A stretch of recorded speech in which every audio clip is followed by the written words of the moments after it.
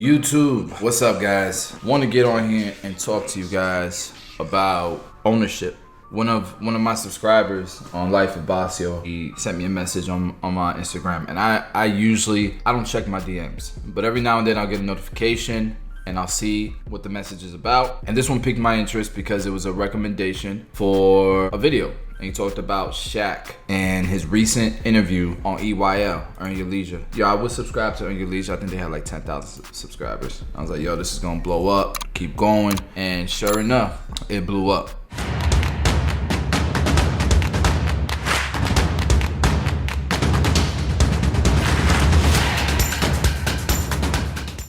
So the reason why people ask me to look at these videos is mostly because a lot of you guys have seen my journey becoming a barber, showing how to become a successful barber, and then growing into building multi-million-dollar businesses in this industry, in barbering. And so I just feel like it's just good karma to share the things that I've learned throughout the years, pay it forward, and give back. A lot of times people will say giving back is like money, donating, but I think you have to respect someone who's successful, who gives back with information, with helping people grow this, because that's priceless. That's much more valuable than any materialistic or monetary thing you can give someone. If I could help a group of people who, find my channel in any way, that's kind of why I do this channel. I want you guys to learn about ownership because I think a lot of times we overlook or we don't value certain types of ownership enough, and we think of ownership as what society perceives ownership to be. I remember watching a Dame Dash video on Breakfast Club. I don't know if you guys remember that one. But in that video, he kind of dogged employees. He was dogging DJ Envy because he's an employee. He can't put nobody on.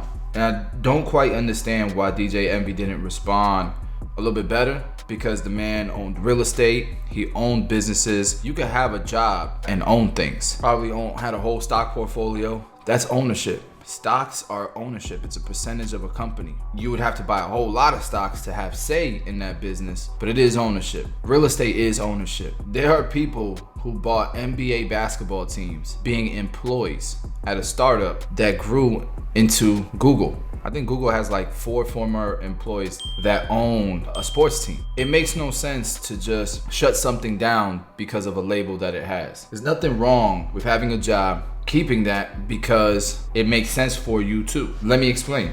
You got a job that's flexible, that you don't have to do the behind the scenes, the management stuff, the accounting stuff, paying the business's bills, managing all these different personalities, but you make a good amount of money and you can take that money and put it into other things, in joint ventures, in partnerships, investing. And when I was listening to Shaq's interview, seem like I'm bragging, but I'm gonna ask you a question.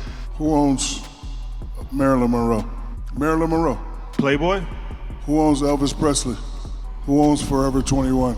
Who owns J.C. Penney? Me. The Diesel. Yeah, I own my real. Hey, stand up for that, y'all. Stop playing. Stop playing. Talk heavy.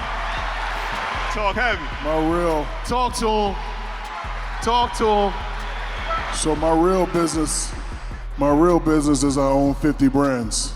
that might have gone over y'all head because Shaq has jobs. He's a commentator. He's a spokesman for other companies. I tell people all the time, just focus on what you're doing right now and be the best at it that you can become, because the money will follow. If it's a job, be damn good at it. Take all the raises you can, because it's not the title that you earn as a job. It's not a career you're searching for. What you're searching for is freedom. And so the more resources you can produce for yourself because of that job, the quicker you can get to freedom. You know, Shaq played basketball, but he didn't own 50 brands after he played basketball. He started investing with the money he was making as a commentator, as a basketball player, all these jobs that he had. I tell people all the time, live a frugal lifestyle right now. For a season in your life, man, take half of that money and invest it. I don't care if it's stocks. Let's say you make $100,000 a year. You should be able to easily live on $50,000 of that. $50,000 a year. You're going to live in an apartment. You're going to drive a cheap car. But if you can take the other $50,000 and invest it or every year buy a rental property with that 50,000. I mean, there's so many ways to do it. You can put yourself in a position, you got plenty of ownership. Own houses, own companies. You might have an opportunity where a friend of yours wants to start a business, a restaurant, something like that. He needs an investor. Boom. You got 50 in your bank account. You can do it. In 2 years, you have 100. In 3 years, you have 150. Probably more if it's growing, if you're investing it, right? I think that right away, and I can only use the barber industry as an example, a barber will automatically say, I need ownership, leave a great position that they're in where they're making a lot of money behind the chair. They built their clientele. They have the freedom to leave as soon as they're done working. Got to worry about cleaning, about sweeping, about paying the bills, about this guy complaining because this guy's disrespecting him. Boom, boom, boom, boom, boom, right? So they'll leave that nice position that they're in that's going to allow them to save that 50K every year because they think ownership is owning their own barbershop. I'm telling you right now, that ain't for everybody. There's a reason why people build companies and then sell them. The piece that comes with people want to be able to take a break, you know, and then they go on vacation for a year or something, then they come back refreshed, ready to do it again. And then they come out with their next big thing, their next big project, their next big company. I tell people all the time, man, ownership is not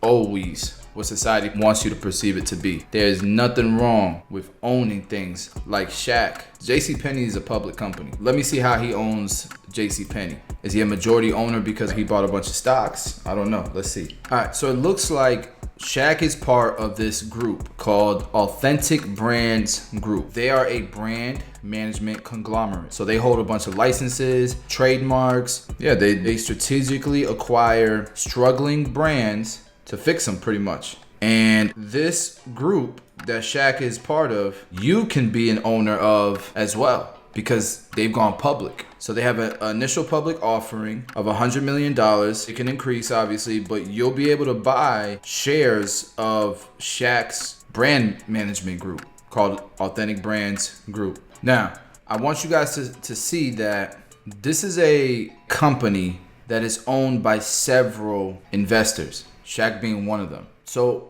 Shaq saying that he owns JCPenney and all these trademarks and stuff is true. It's not untrue.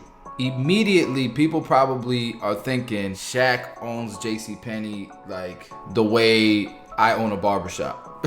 You know, doesn't really work that way, but he does own it. And so when he says he owns JCPenney, Marilyn Monroe, Elvis Presley, all these things, him and his partners own it. And that's what people don't understand these days a lot of times is they do not understand you can't do it by yourself. A lot of people take pride and they brag about the fact that they're doing it themselves or they own 100% of it. That's only gonna get you so far, guys. That type of thinking is what I feel like the majority of people have, especially people that don't own shit. So Shaq talked a lot in this interview about joint ventures, and that's 100% how he's gotten to the point to where he's at. He can't play basketball and run a brand conglomerate, strategic acquisition group. Shaq can't do that and play basketball. He'd be stupid if he left basketball to do that because he wants to be an owner. He'd be stupid because now you're leaving hundreds of millions of dollars on the table that could be used to empower this strategic acquisition group, Authentic Brands Group, that has grown into something much bigger than himself. He would never have been able to say, I own JCPenney, I own Marilyn Monroe, Elvis Presley, if he didn't partner with people who are smarter than him. So him and his partners own these things. It's an amazing thing. I hope that the thing that we learn from this interview with Shaq is to look into joint ventures, is to look into coming together with the right people, doing it the right way, reading some books on it. And I'm probably gonna cover some things on joint ventures and stuff as well. I do have partnerships.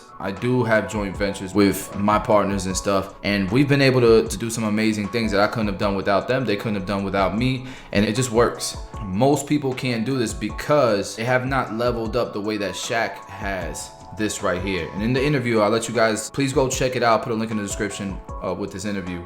He talked extensively on, he knew he wasn't smart, he wasn't that smart, but he was going to get the education. He was gonna learn it, he was gonna read the books on it, he was gonna talk to the right people. He has no problem saying he needs a mentor and that somebody's smarter than him and that he hopes to be like somebody. He has no problem doing that. And that's why he's in the position that he's in, worth $500 million, $500 million or something crazy like that. I think that most people watch this interview and again, they immediately think, oh, he bought it like the way somebody buys a house.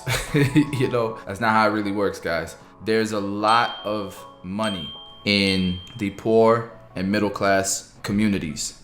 A lot of money. It comes in, it goes out very quickly. But if people would be enlightened and would get self-educated on topics like this that nobody likes to discuss, you can get a whole group of people, you can get a whole barbershop of people to do some amazing things with joint ventures. It's not gonna happen overnight, it's gonna be hard to do, but you can start with your close friends and your family and grow that. I remember we started a group chat on iMessage with barbers and some of the customers in the barbershop. And that group chat was for Sunday basketball sessions. We'd meet up Sundays, play basketball. I was like, you know what, man, all these guys are really cool. So I decided to start a group chat on investing and money and wealth building. I said, anybody who wants to join, join.